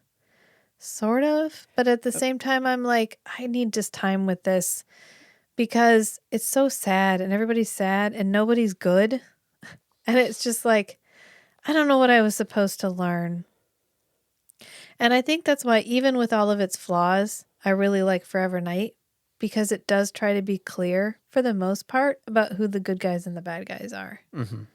So, yes, Nick is othered. Yes, Nick is not able to be himself because of societal restraints, but Nick is trying to be a good guy. And we know for sure he is trying to be a good guy. And sometimes he throws people off of walkways. And sometimes he kills people not with his teeth.